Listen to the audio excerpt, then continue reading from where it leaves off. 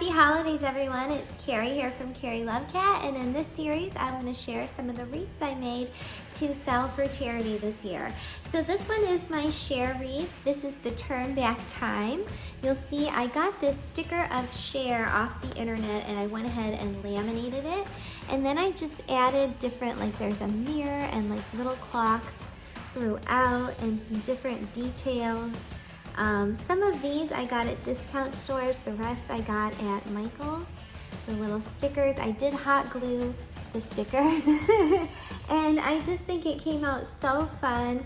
I love the little clock details, and I love Cher, so share the love this holiday season. Thank you for watching, and I hope you try making your own Cher wreath.